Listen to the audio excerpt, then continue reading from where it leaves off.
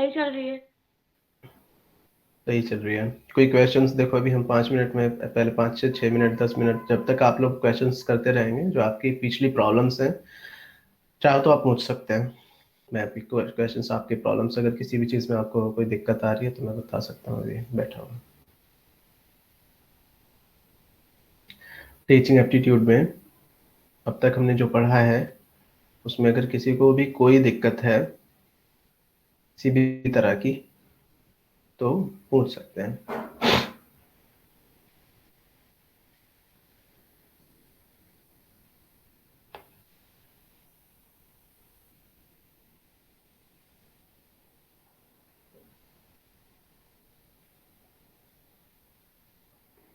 Sir integrated school और इसमें inclusive school में क्या डिफरेंस है? देखो इंटीग्रेटेड में पहले ये किया गया, इंटीग्रेटेड एजुकेशन को ही नाम बदल करके बाद में इंक्लूसिव एजुकेशन किया गया है। इंक्लूसिव एजुकेशन का मतलब तो ये होता है कि we have to teach all the students under the same roof. ठीक है, क्या मतलब हुआ इसका? Teaching all the students under the same roof, बताओ क्या मतलब हुआ इसका? बच्चों को एक साथ पढ़ाना। को एक साथ पढ़ाना, जो एबनॉर्मल भी स्पेशल बच्चे होते हैं उनको भी लेकर चलना। हम्म। और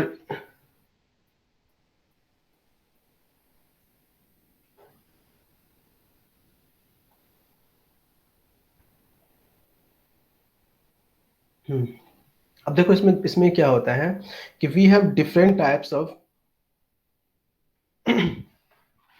तो मेन स्ट्रीम एजुकेशन हमने पहले ये था, इंटीग्रेशन एजुकेशन का मतलब हमने जब बताया था, कल पढ़ाया था, तो उसमें ये था कि हमने पहले बच्चों को अलग अलग पढ़ाना है, मतलब एक एक करके सारी चीज़ों की उनकी डिसेबिलिटी या फिर उनकी हायर एबिलिटी के अकॉर्डिंग हमने उनको पढ़ाना है, देन उनको मर्ज कर देना है। ठीक है, अब हमने क्या करना है कि अब जो गवर्नमेंट है उसका या कोई भी चीज़ है उनका, स्पेशल एजुकेशन का मतलब जो है, स्पेशल नीड्स का मतलब इंक्लूसिव एजुकेशन, कि हमने मेथड्स को चेंजेस करने हैं, मेथड को चेंज करना है, कुछ भी करना है, लेकिन हमें सबको एक साथ रखना है। अपलिफ्ट करने के लिए हमने सबको साथ लेकर के चलना है। तो इंक्लूसिव एजुकेशन का जब हम पढ़ते हैं कि इंक्लूसिव एजुकेशन मीन्स कि सारे बच्चे, उसमें कोई भी बच्चा छूट नहीं पाए। अब वो डिसेबल है, किसी तरह की उसके अंदर प्रॉब्लम है, और किसी भी तरह का मतलब उसके अंदर डिसेबिलिटी है, या वो किसी तरह से उसको कहा जा सकता है कि वनरेबल सेक्शन का है या मार्जिनलाइज सेक्शन का है, पिछड़ा वर्ग, या फिर क्या कहते हैं उसको, मार्जिनलाइज सेक्शन, मतलब किसी भी तरीके से वो मार्जिनलाइज हो सकता है। और कोई क्वेश्चन? सर नेशनल इंटीग्रेशन क्या होता है?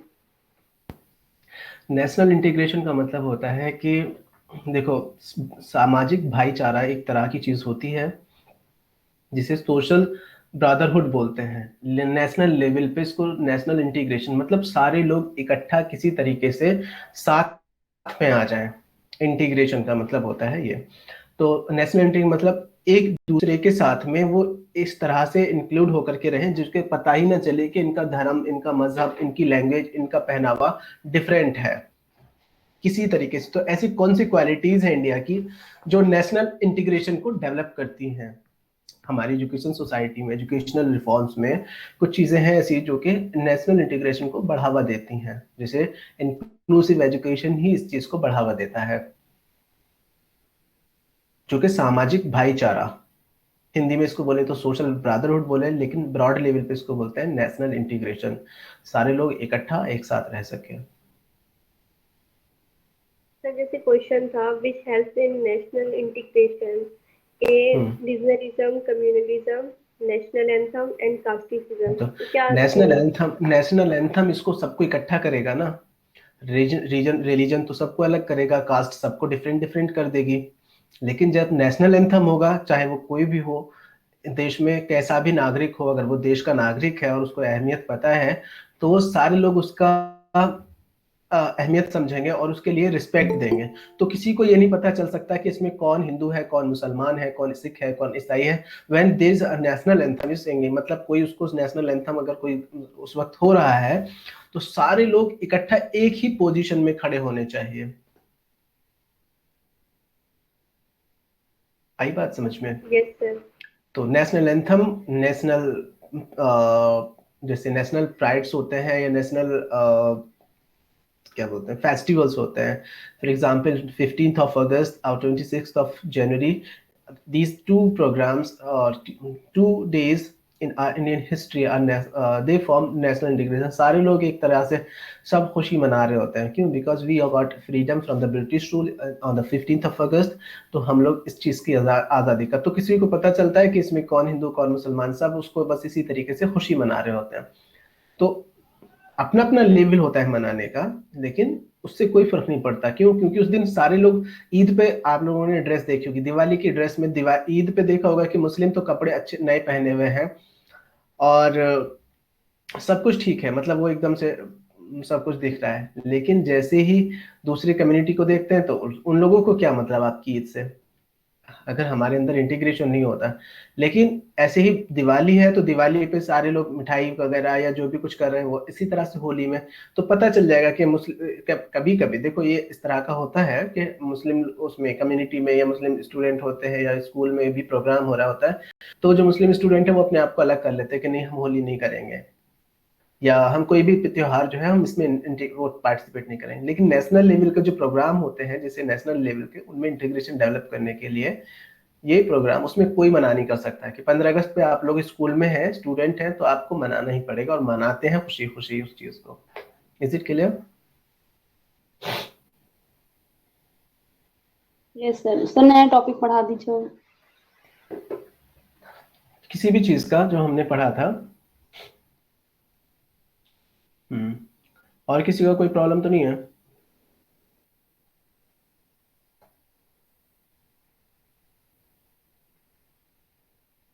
देखो कुछ चीजें हैं जो इंडियन एजुकेशन में, इंडियन हायर एजुकेशन हो या इंडियन एजुकेशन हो, उसमें माइलस्टोन जैसे भी होती हैं कि कुछ कमिटीज हैं, कुछ हमारी जो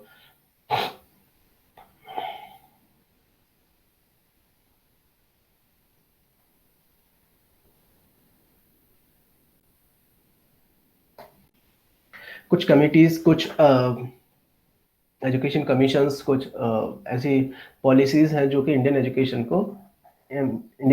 में माइलस्टोन की तरह है, मतलब एक मील का पत्थर जिसको कहें कि उसके बाद में बहुत सारे चेंजेस आए। तो हम उनके कुछ तो ऐसे हैं जिनके हम सिर्फ डेट बता देंगे, कुछ के काम ऐसे हैं जिनके हम बारे में थोड़ा डिटेल्स में लेंगे, और कुछ के बारे में ज्यादा डिटेल में पढ़ना होगा हमने। तो इसमें सबसे पहली है मैकॉले मिनट्स। अगर इनके कभी कभी, वैसे मुझे नहीं लगता कि इस बीएड के एग्जाम में इतना बड़ा कोई क्वेश्चन आता है, तो सबसे पहला इसमें था कि मैकॉले मिनट्स कब हुआ, कब इसको लिखा। हिस्ट्री का भी क्वेश्चन हो सकता है और ये एजुकेशन में भी हो सकता है।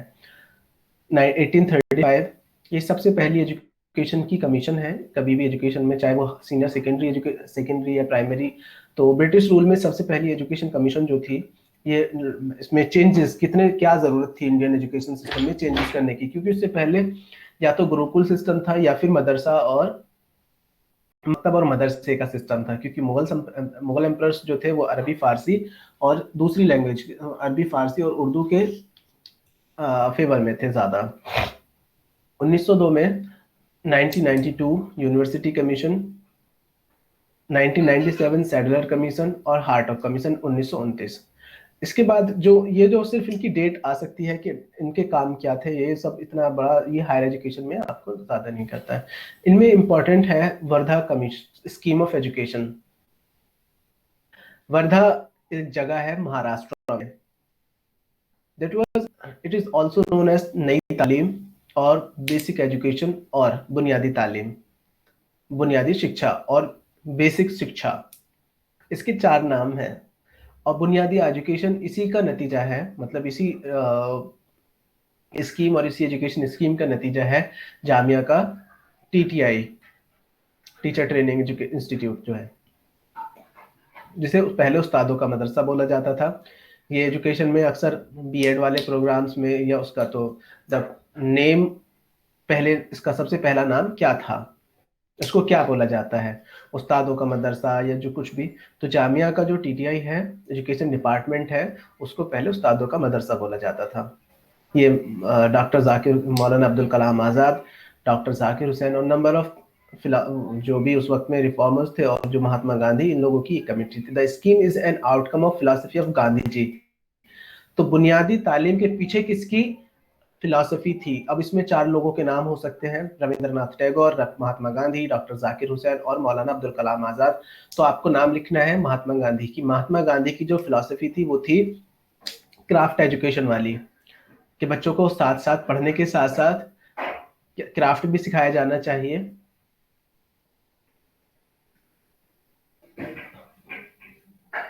बच्चों को पढ़ने के साथ साथ क्राफ्ट भी सिखाया जाना चाहिए। और क्या सिखाया जाना चाहिए? An outcome of philosophy, Gandhiji, it was given the definite shape of the committee under the chairmanship of Dr. Zakir Hussain, who later on became the president of India. In the dynamic concept, मैंने उस दिन बताया था गांधी जी की philosophy. अब आपको बहुत ज्यादा डिटेल में अगर मैं बताने लगूंगा तो फिर टाइम उसमें ज्यादा लगता है, लेकिन इनकी बताते हैं हम। इसमें बस सिर्फ एक प्रैग्मेटिज्म को फॉलो करते थे। प्रैग्मेटिज्म का मतलब होता है मोर प्रैक्टिकल, लेस थ्योरी। ठीक है, उसका मतलब ये था कि गांधी जी चाहते थे, महात्मा गांधी जी चाहते थे कि देश के जो बच्चे हैं जब वो एजुकेशन हासिल करके बाहर निकले तो उन्हें नौकरी तलाश न करनी पड़े, या फिर जो पढ़ रहे हैं तो उन्हें अपने खर्चे के लिए दूसरे माँ बाप के ऊपर या दूसरों के ऊपर डिपेंड ना रहना पड़े। उनको सारी चीजें जैसे ही वो खत्म करते हैं अपनी एजुकेशन या फिर पढ़ाई के साथ साथ अपने खर्चे खुद से पूरे कर सके, इसलिए उन्होंने फोकस किया बुनियादी तालीम। बुनियादी तालीम, fundament, foundation of education, foundation education plus craft education. उनको कारपेंट्री सिखाओ, उनको क्या कहते हैं उसको, बुनाई होती है, कढ़ाई होती है, खेती होती है, एग्रीकल्चर वगैरह। तो ये सारी चीजें उनको सिखाई जानी चाहिए, साथ साथ उनको पढ़ाया भी जाना चाहिए। तो महात्मा गांधी की फिलॉसफी थी कि उनका मतलब यह था कि गांधी जी चाहते थे कि बच्चों का सिर्फ मानसिक विकास ना हो, जबकि सामाजिक विकास भी हो और उनका सोशल विकास भी हो, सोशल डेवलपमेंट भी हो। तो इससे क्या होता था, इससे क्या हुआ कि उनकी एक पूरी फिलॉसफी बन गई और उसका नतीजा था कि नई तालीम और ये बुनियादी। फिर इसमें मौलाना अब्दुल कलाम आजाद जब पहले शिक्षा मंत्री बने थे, उन लोगों ने इसके मतलब ये सारा सब कुछ जो है ये उसी की देन है जामिया का। दूसरा लास्ट जो आजादी के सबसे आखिरी, आजादी से पहली जो आखिरी रिपोर्ट थी वो थी Sargent report. It is called the scheme of post war education recommended for university grant commission. इसने यूनिवर्सिटी ग्रांट कमीशन का रिकमेंडेशन किया। University grant commission higher education को देखता है।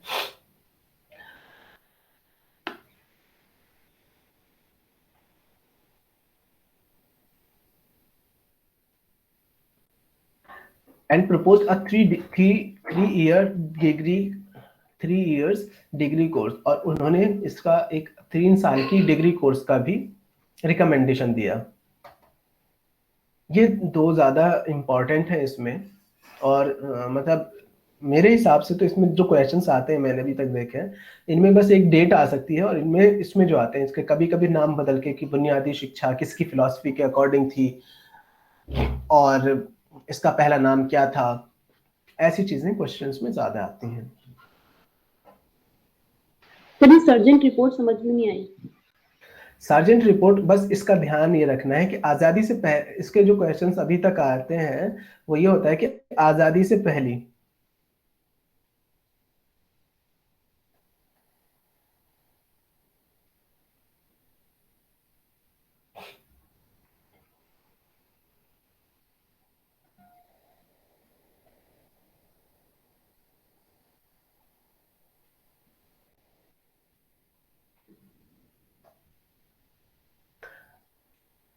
हम्म, ये सार्जेंट रिपोर्ट जो है, देखो सबसे पहली आजादी से पहली, सबसे आखिरी आजादी से पहले की सबसे आखिरी रिपोर्ट कौन सी है, या तो इस नाम से भी हो जाता है कि which one is the last और पोस्ट वार मतलब वर्ल्ड वार खत्म होने से वो पोस्ट वार जो चल रहा था उसके बाद जो रिपोर्ट पेश की गई थी, तो उसके वक्त में कौन सी रिपोर्ट थी वो, और recommended setting of the university grant commission. तो सबसे पहली रिपोर्ट जिसने यूनिवर्सिटी ग्रांट कमीशन को रिकमेंड किया बनाने के लिए, सेटिंग करने के लिए कि एक ऐसी कमीशन होनी चाहिए जो हायर एजुकेशन को, यूनिवर्सिटी ग्रांट कमीशन जो सारी यूनिवर्सिटीज को देख सके, वो इसको किसने वो किया। तो इसमें वो नहीं है कि कौन किसने दिया था या कैसे दिया था, इतने ज्यादा क्वेश्चंस हैं। ये हायर एजुकेशन की बात है और ये आपको बीएड कर लेने के बाद में इन चीजों की जरूरत पड़ती है ज्यादातर। आपके एंट्रेंस के अकॉर्डिंग ये ज्यादा डेट वाइज ज्यादा ध्यान रखना पड़ेगा हमने कि किस में था। फिर हमारे पास है नई एजुकेशन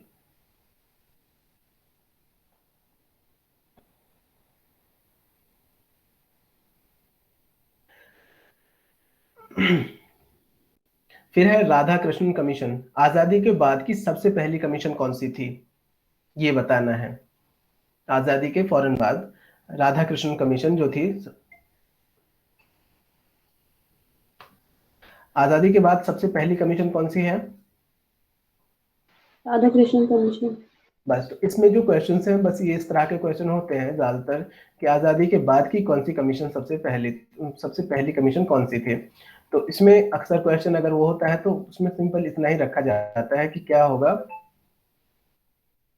एक मिनट, इसको थोड़ी सी इसके बारे में बता देता हूँ मैं।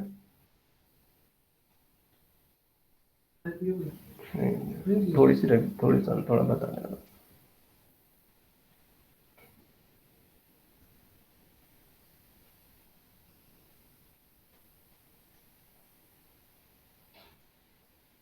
इसमें सॉरी, 1 मिनट, 1 मिनट, थोड़ा सा डिस्टर्ब होगा।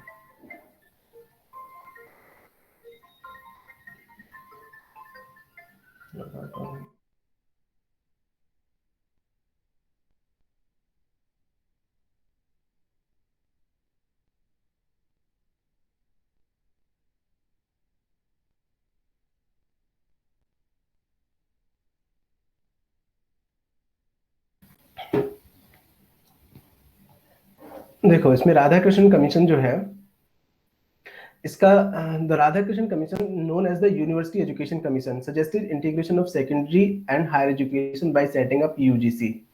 इसने भी रिकमेंड किया Radha Krishna commission, also known as university education commission. इसका जो दूसरा नाम है इसको बोलते हैं university education commission.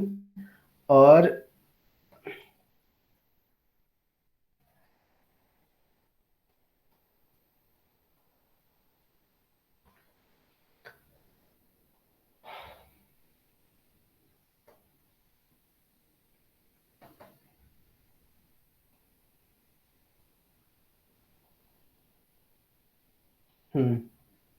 University education commission suggested the integration, integration का फिर मतलब क्या होगा, integration of secondary education and higher education by setting up UGC. उसने क्या कहा कि दोनों जो है, जो सेकेंडरी एजुकेशन है, सेकेंडरी एजुकेशन कहाँ से कहाँ तक मानी जाती है, सेकेंडरी एजुकेशन कहाँ से कहाँ तक समझी जाती है बताइए। 6 to 8। नहीं, 9th 12th, 9वीं क्लास से नहीं, 9वीं सर से वो तो 12वीं क्लास। सीनियर सेकेंडरी होती है ना। 9th में सेकेंडरी होती है, दोनों ही क्लास को इकट्ठा। हायर सेकेंडरी उसको अपर प्राइमरी बोलते हैं। अब से जब न्यू एजुकेशन पॉलिसी लागू हो जाएगी तो उसको मिडिल स्टेज बोलेंगे। अब वो प्राइमरी नहीं रह जाएगा।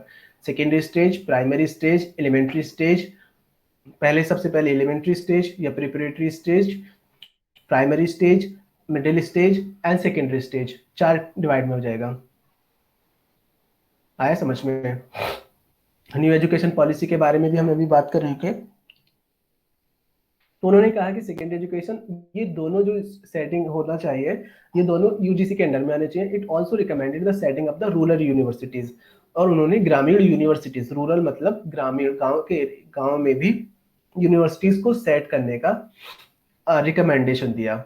देखो कब की रिकमेंडेशंस हैं और अभी तक इन पे अमल नहीं हो पाए। रिकमेंडेशंस बहुत अच्छी थी, हमेशा अच्छा रहा, लेकिन उनके ऊपर अमल होना अलग अलग चीज है। तो हम ये नहीं कह सकते थे कि पॉलिसी अच्छी नहीं है, पॉलिसी सब कुछ ठीक है, मगर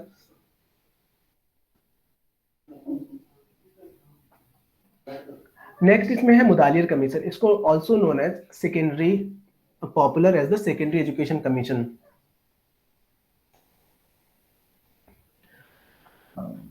इसके बारे में क्या होता है, 1900, देखो इनकी डेट भी साथ साथ याद रखना है, 1948 से 1949, सेकेंडरी एजुकेशन कमीशन या Mudaliar commission.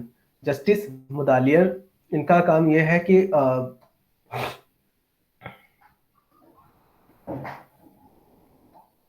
Sir Radha Krishnan commission नहीं आया था मुझे। क्या नहीं आ रहा? राधा कृष्णन कमीशन।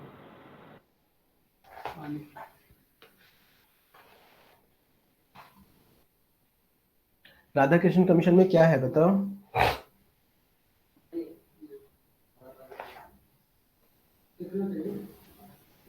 क्या बात है इसमें बताओ तो, मुझे कुछ तो रीजन प्रॉब्लम होगी ना, मुझे इतना तो बताओ। इसमें सिर्फ रिकमेंडेशन है, इसमें समझने और ना समझने की तो थोड़ी थोड़ी सी चीजें हैं कि सिर्फ डेट याद रखनी है कि कब ये राधा कृष्ण कमीशन कब का था, या फिर पोस्ट वॉर मतलब पोस्ट इंडिपेंडेंट आजादी के बाद की सबसे पहली कमीशन है। और इसने क्या सजेशंस दिए? सजेशन था कि सेकेंडरी एजुकेशन और हायर एजुकेशन को मर्ज कर दिया जाए, इंटीग्रेट कर दिया जाए। और रिकमेंडेशन क्या था कि यूनिवर्सिटीज बनाई जाए ग्रामीण एरिया में। बस। सेकेंडरी एजुकेशन का क्या है, इसको इसका दूसरा नाम है, देखो सारे इनके नाम, या तो कमेटी का जो कोई नाम जाना जाता है वो, या तो उसके जो उसका हेड बनाया जाता है, जैसे राधा वो है, जितने भी नाम है, मुदालियर कमीशन हो या राधा कमीशन, तो ये इनके चेयरमैन बनाए जाते हैं या हेड बना दिए जाते हैं। तो उनके अंडर में जब ये काम किया जाता है तो उसी को उसी के नाम से जान लिया जाता है, जबकि बहुत सारे लोग काम करते हैं। It is also popular as the secondary education commission. इसके मेन रिकमेंडेशंस क्या है? मेन रिकमेंडेशंस जो है इसके वो ये है,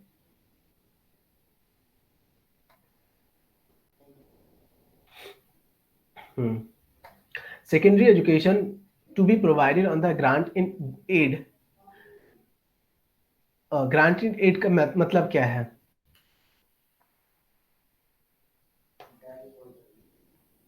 बताइए।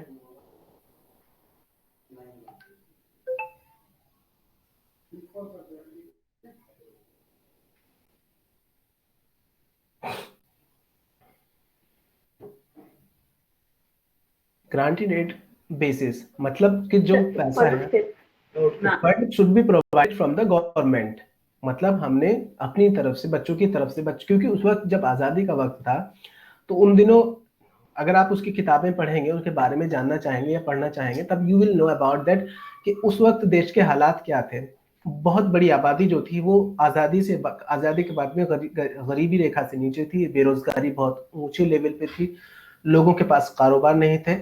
तो उस वक्त में ये था कि एजुकेशन को प्रमोट करने का एक ही तरीका था कि सरकार इसका खर्चा उठाए, पढ़ाई का जो खर्चा है वो सरकार उठाए अपनी तरफ से। Diversifies courses of instruction in the secondary stage of education. उनका मकसद ये था कि एजुकेशन में कुछ अलग अलग तरह के कोर्सेज होने चाहिए, ऐसे कोर्सेज जहां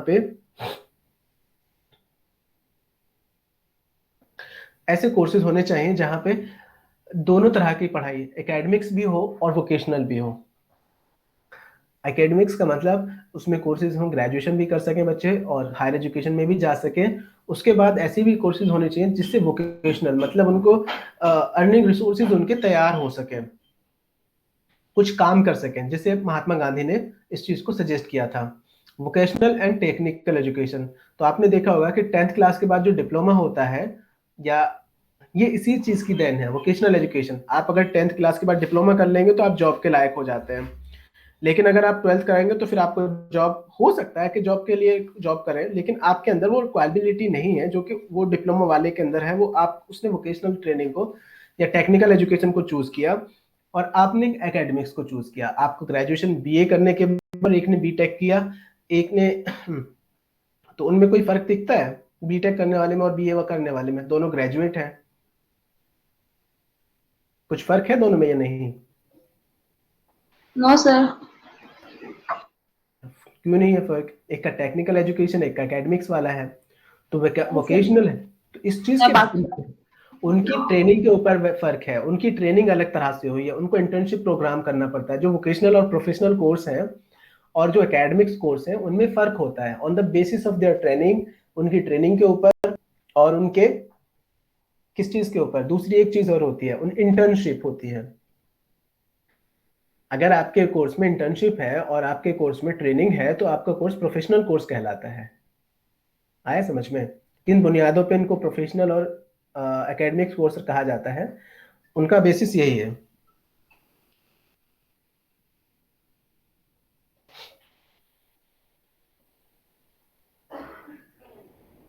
दूसरा, provision of two types of secondary schools, and one leading to the entrance examination of the university and other more practical character intended to fit the youth for commercial, vocational and not literary pursuits।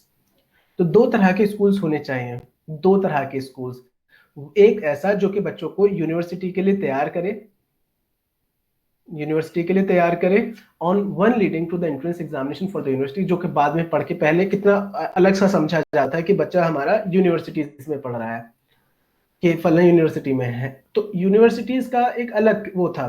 दूसरा क्या था कि उनको practical intended to fit the youth for commercial, और एक दूसरे schools ऐसे जिनमें उनको तैयार किया जाए कमर्शियल, वोकेशनल और नॉन लिटरेरी परस्यूट्स। तो इस तरह की चीज़ों के लिए जहाँ पे वो फिर वोकेशनल और कमर्शियल स्टूडेंट मतलब डिप्लोमास करें, इंजीनियरिंग करें, कुछ भी करें और फिर वो आगे अपनी अर्निंग शुरू कर दें। तो वो डिपेंड करता था स्टूडेंट के ऊपर। encouragement of indigenous education. Indigenous का मतलब यहाँ की जो एजुकेशन है, यहीं की लैंग्वेज हो, यहीं की सारी चीजें हो, उनको प्रमोट किया जाना चाहिए। Role of government and missionaries enterprise in Indian education.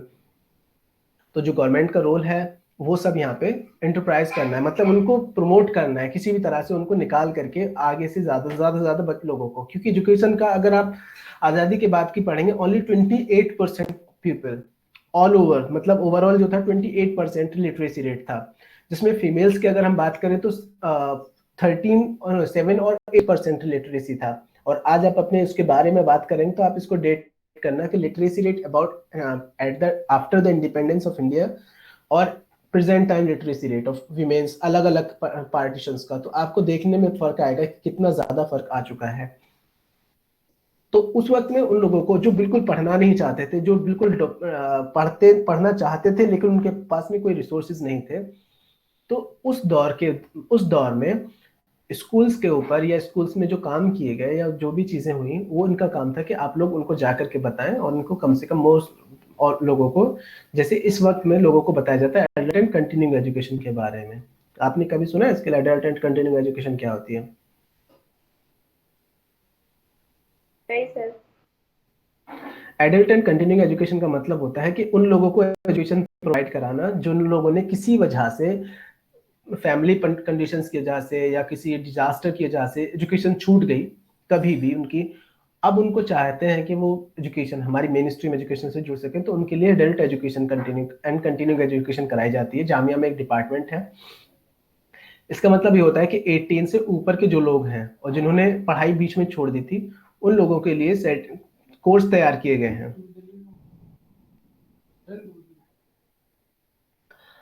तो इसके लिए कोर्स तैयार किए गए हैं उनको एजुकेशन से, ताकि वो हमारा जो देश का लिटरेसी रेट है उसको हम ऊपर तक ले जा सकें जो बीच में छोड़ गया। तो बहुत सारे लोग 30 साल से 35 साल के 45 साल के लोग हैं, वो लोग भी इसमें पार्टिसिपेट करते हैं। फिर है जो मेन माइलस्टोन, सबसे इम्पोर्टेंट और सबसे ज्यादा, अगर आपको कभी इसमें से क्वेश्चन मिल सकता है आगे भी चल के, कभी भी आपको, आप अगर बीएड के बाद एमएड या कोई भी कोर्स करते हैं एजुकेशन से रिलेटेड, तो आपको कभी पीछा नहीं छोड़ने वाली ये जो कमीशन है, कोठारी कमीशन। और इसका दूसरा नाम है, देखो इसमें हर किसी का एक नाम है, Kothari commission. He was the chairman 1964 to 1966। The commission was title as education and national development, शिक्षा और राष्ट्रीय विकास। इसका जो रिकमेंडेशंस है, तो इसमें सबसे पहले हमने क्या करना है कि नाम तो पता करना है, डेट याद रखनी है और उसका दूसरा नाम याद रखना है। ठीक है? Chairman D S Kothari, then chairman of university grant commission. पहले इनको ग्रांट इसका चेयरमैन बनाया गया, फिर उसके बाद वो चेयरमैन बने यूनिवर्सिटी ग्रांट कमीशन के, यूजीसी के। The third commission in the post independent India, आजादी के बाद की तीसरी कमीशन थी ये। Government resolution setting up to education commission, government ने एक रिजोल्यूशन पास किया जिसकी वजह से जुलाई 4 में 1964 में इसको स्टार्ट करने के लिए, मतलब पूरा बदलाव चाहते थे एजुकेशन में। Begin it task on October 2 1964, और इन्होंने अक्टूबर 1964 को। अब बताओ 2 अक्टूबर से एक चीज और जुड़ी है मोदी सरकार में, कौन सी चीज है वो बताओ? 2 अक्टूबर वाले दिन वो स्टार्ट किया गया था। स्वच्छ भारत स्वच्छ अभियान। अभियान। हाँ, तो ये भी उस दिन ही महात्मा गांधी के जीवन वाले वो जो होता है ना, जन्मदिन जो मनाया जाता है, गांधी जयंती। हाँ गांधी जयंती, हाँ वही उसको ही बोल रहा हूँ। तो इसमें ही उसका तो 2 अक्टूबर 1964 and submitted the report on the June 29 and 1966, और इस रिपोर्ट को 1966 में जमा किया गया। द रिपोर्ट एंटाइटल्ड, मतलब इस रिपोर्ट का टाइटल था एजुकेशन एंड नेशनल डेवलपमेंट। इसमें 17 मेंबर थे, इन विच 5 फॉरेनर्स एक्सपर्ट्स थे, और countries and USA, UK and USSR, France and Japan. इसमें अलग अलग देशों के इनमें एक्सपर्ट को शामिल किया गया था। नेक्स्ट इसमें फीचर्स क्या थे इसके? It try to cover every field and aspect of entire education system. Education इसका पूरा सिस्टम इसने कवर करने की कोशिश की जो भी है। It firms believe that education is the most powerful instrument of nation and development, the most powerful weapon by which you can change the world। इसको क्या बोलते हैं, किसका कोट है ये? Education is a weapon by which you can change the world। Education एक समान APJ Abdul Kalam. हाँ एपीजे अब्दुल कलाम। नहीं रविन्द्रनाथ टैगोर। नहीं, स्वामी विवेकानंद। ये नेल्सन मंडेला का है। अब नेल्सन मंडेला को किसको पता है नेल्सन मंडेला के बारे में? Yes Yes, south sir। Africa. ठीक है, जैसे महात्मा गांधी का रोल इंडिया में है, ऐसे नेल्सन मंडेला का रोल किसमें है? अफ्रीका। साउथ अफ्रीका में।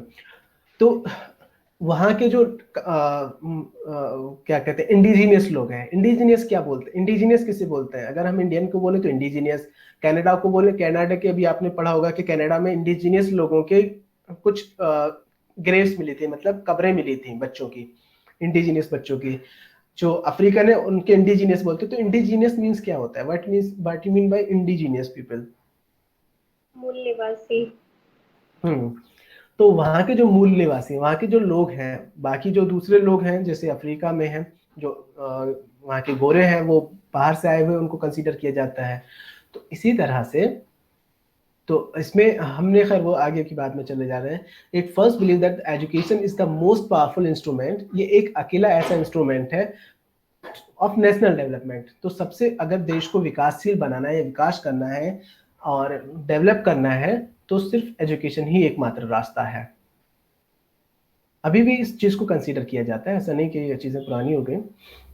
The opening sentence of the commission was, जो इसका सबसे पहले कमीशन स्टार्ट करते हैं तो सबसे पहले इसका सेंटेंस लिखा था, the destiny of India is being shaped in classroom. Bharat की डेस्टिनी मीन्स क्या था? भाग्य, भारत का भाग्य क्लासरूम में तैयार किया जाएगा या तैयार किया जाता है। जैसे भी हम किसको पढ़ें, जैसे जो लोग समझे, denotes the value of education that determine the level of prosperity, welfare and the future of the country. के 1 मिनट।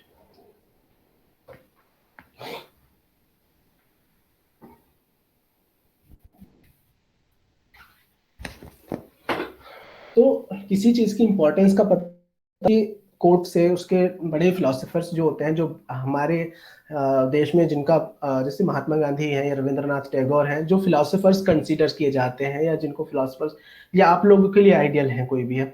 अगर क्रिकेट में कहें तो सचिन तेंदुलकर हो या कोई बड़ा खिलाड़ी हो, उसकी बात को माना जाएगा। फिल्म इंडस्ट्री में तो जैसे दिलीप कुमार है, अमिताभ बच्चन, ये लोग कुछ भी कहेंगे तो इनको लोग इनकी बात को कोट कर लिया जाता है और आगे तक याद रखा जाता है।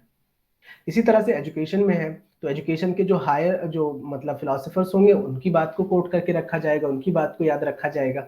तो ये सारी चीजें डिपेंड करती हैं। The opening sentence of the commission, the destiny of India is being shaped in her classroom. जो भारत का भाग्य है उसके क्लासरूम्स में लिखा तैयार किया जा रहा है, मतलब उसको शेप दी जा रही है, उसको आकृति दी जा रही है। उससे पता चलता है कि इसकी क्या अहमियत है, एजुकेशन की अहमियत क्या है, and the level of prosperity, welfare and future of country. Features में आगे इसके क्या फीचर्स हैं, रिकमेंडेशंस क्या है, AIIMS of education. Education should be related to life, need and aspiration of the pupils so that the national objectives may be achieved. हम लोगों की आज तक भी एजुकेशन हमारा जो रिकमेंडेशन होता है कि हम लाइफ से रिलेट करके ही नहीं पढ़ना चाहते। हमें जब एग्जाम आता है तो इकट्ठा शुरू पढ़ना बैठते हैं और उसको याद करते हैं, और उसके जैसे ही एग्जाम खत्म हो जाता है तो अगले दिन भी हमसे पूछा 2 हफ्ते बाद पूछा जाए तो अरे नहीं अब तो याद नहीं रहा, एग्जाम में बहुत अच्छे से पढ़ा था। होता है कभी कभी इस तरह की बातें। Yes sir. तो वो एग्जाम में जो पढ़ा था वो पढ़ा नहीं था, वो रटा गया था, मेमोराइज किया गया था, और जिसको आप भूल चुके हैं। तो वो ऐसी एजुकेशन का कोई मकसद नहीं है, ऐसी एजुकेशन का कोई फायदा नहीं है, जिसको आप लाइफ लॉन्ग लर्निंग होनी चाहिए।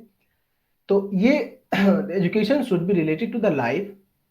अब जितने भी मेथड चल रहे हैं, मेथड हमने उस दिन पढ़ाए थे, इसमें पढ़ा चुके हैं, वो सारे मेथड इस तरह के हैं ताकि आप बच्चों को पढ़ाने के साथ साथ लेबोरेटरी मेथड, या फिर जब बच्चे खुद से सीखते हैं, तो महात्मा गांधी का कोट भी यही था कि प्रैग्मेटिज्म, मोर प्रैक्टिकल होना चाहिए। और इस एजुकेशन पॉलिसी का भी रिकमेंडेशन ये है कि आपके बच्चे, जितने भी बच्चे हम पढ़ा रहे हैं, वो बच्चे पढ़ने के बाद में पढ़ने के साथ साथ क्या करें,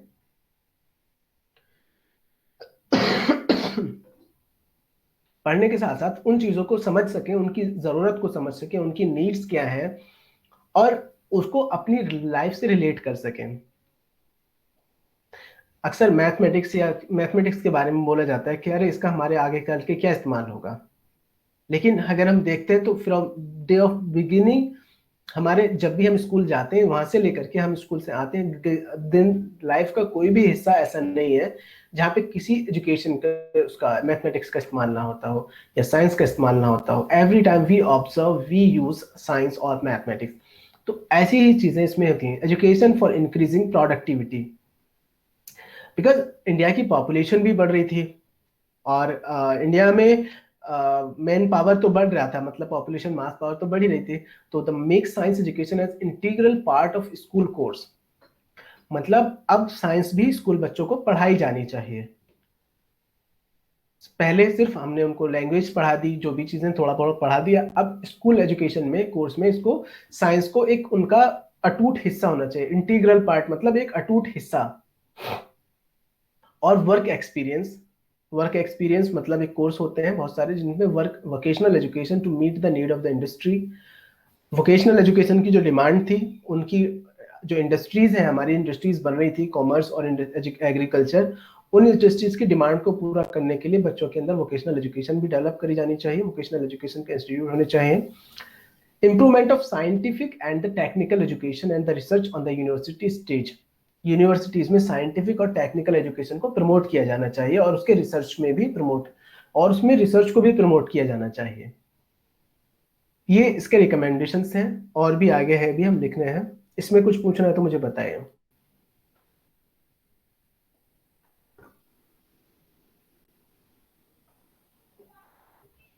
नो सर। और कोई? बुशरा, सोफिया, समा, शमा, एलिजा? ओके समझ में आ गया। ओके। अब education for the social integration. अब देखो, इसमें एजुकेशन सिर्फ हमारा काम जो था, हमने ये बता दिया, हमने कल बताया था कि एजुकेशन ऐसी ना हो कि जो आइसोलेशन में दी जानी चाहिए। आइसोलेशन का मतलब ऐसा नहीं होना चाहिए कि बच्चा स्कूल और सोसाइटी को अलग अलग समझे। कल ये इसको लिंक भी करना होगा, आपको इन चीजों को लिंक करना पड़ता है कि इंटीग्रेशन का मतलब फिर वही हो गया कि बच्चा और स्कूल और उसकी सोसाइटी, ऐसा लगना चाहिए कि बस मैं अपने घर से निकल के दूसरे घर जा रहा हूँ स्कूल को। हमारा एक स्कूल होता है, उसकी हायरार्कीज होती हैं उसमें, कि बिल्कुल वहाँ पे बोलना अलग तरीके से है, खाना अलग तरीके से है, बैठना अलग तरीके से, लेकिन घर आते हैं हम उसमें हो जाते हैं। अगर ऐसा है तो हम अपने बच्चे को डेवलप नहीं कर पा रहे हैं, या अपने आप को डेवलप नहीं कर पा रहे हैं।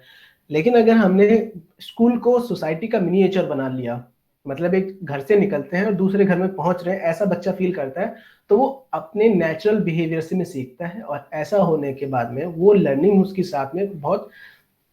तो कॉमन स्कूल सिस्टम होना चाहिए। इंटीग्रेशन का मतलब कॉमन स्कूल सिस्टम, किसी कास्ट का, किसी गर्ल्स का, उसके 1986 में इसको रिकमेंडेड कर दिया गया था कि उसमें जो भी है एजुकेशन सिस्टम गर्ल्स और बॉयज के बेसिस पे नहीं होना चाहिए, सारे लोग एक साथ पढ़ें।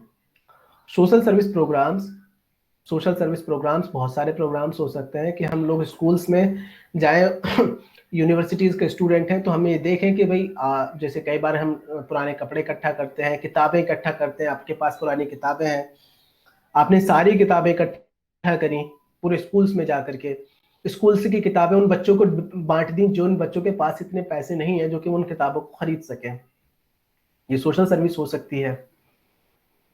आपने अपने कपड़े निकाले, कपड़े जो पुराने कपड़े रखे हुए हैं आपको आते नहीं है या फिर आपको नहीं पसंद है वो, अब उनको साफ किया, देन उनको दूसरों को डिवाइड बांट दिया।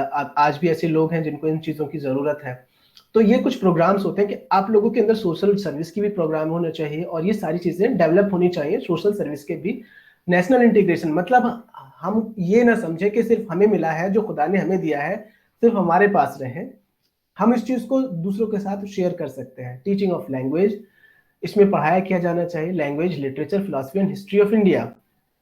लोगों को इंडियन लैंग्वेज, लिटरेचर, जैसे अभी तक हम बाहर की चीजें पढ़ रहे हैं, लेकिन अब इंडिया में जो लिटरेचर है, जैसे महात्मा गांधी ने कुछ किताबें लिखी हो, या मुंशी प्रेमचंद, जयशंकर प्रसाद, या फिर जो महादेवी वर्मा हिंदी में पढ़ाने की बात कर रहे हैं, इंडियन राइटर्स भी हैं, फिलोसफर्स भी हैं, महात्मा गांधी हो, या इंडियन हिस्ट्री को पढ़ाया जाना चाहिए हमें दूसरों की देश की, ताकि बच्चों को अपनी ही हिस्ट्री को पढ़ेंगे तो उनको एक प्राउड फील होता है कि हमारा जो इतिहास रहा है वो बहुत गौरवान्वित रहा है, मतलब ग्लोरियस रहा है हमारी इंडियन हिस्ट्री।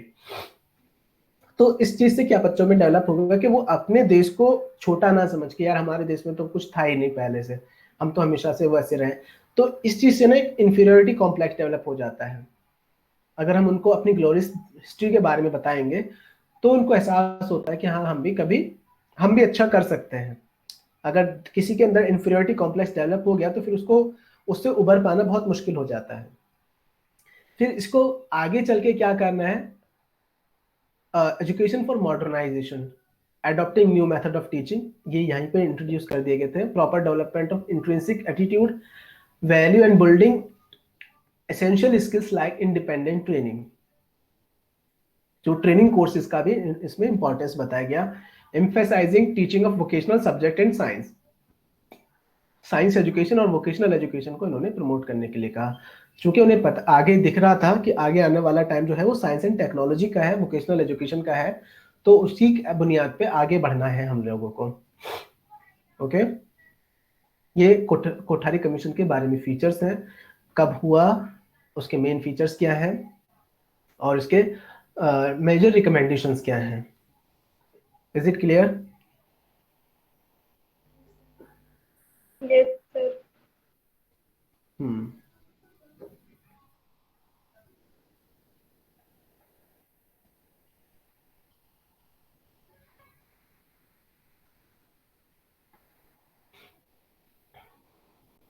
फिर है नेशनल पॉलिसी ऑफ एजुकेशन 1986। इसमें फीचर्स हैं। तो नेशनल, जैसे अब उसके 1986 के बाद में 2021 में 1920 में 2020 34 साल बाद कोई दूसरी नेशनल पॉलिसी बनी है जिसको अब लागू किया जाएगा।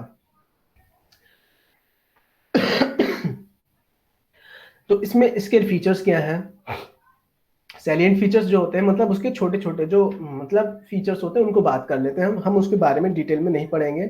1986 में ही बना था। Common education structure, common education मतलब सारे लोगों के लिए कॉमन एजुकेशन होनी चाहिए, जो जिसमें जाना चाहे वही। नेशनल कैरिकुलम फ्रेमवर्क, एनसीएफ अगर आप पढ़ेंगे, नेशनल कैरिकुलम फ्रेमवर्क हम उसको अगली क्लास में बता देंगे।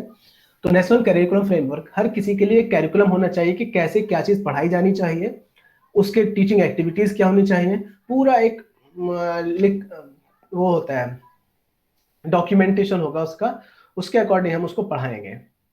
ठीक है, कि मैथमेटिक्स है या साइंस है उसको कैसे पढ़ाया जाना है, और उसके ऑब्जेक्टिव्स क्या क्या होने चाहिए, टीचर्स को क्या काम करना है, स्टूडेंट को क्या करवाना है। तो ये सारी चीजें, असेसमेंट कैसे करना है, इवैल्यूएशन कैसे करना है, कब कब जरूरत है उसकी, ट्रेनिंग कैसे होनी चाहिए, सब चीजें उसमें रिकमेंडेड होंगी।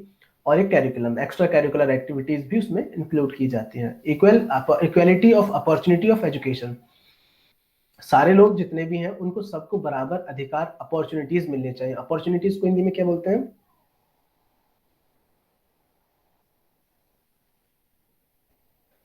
सर अवसर। अपॉर्चुनिटीज, अवसर। सर मौका। अवसर। अवसर हिंदी में मौका। बोलते हैं। तो सबको पढ़ने के बराबर अवसर मिलने चाहिए।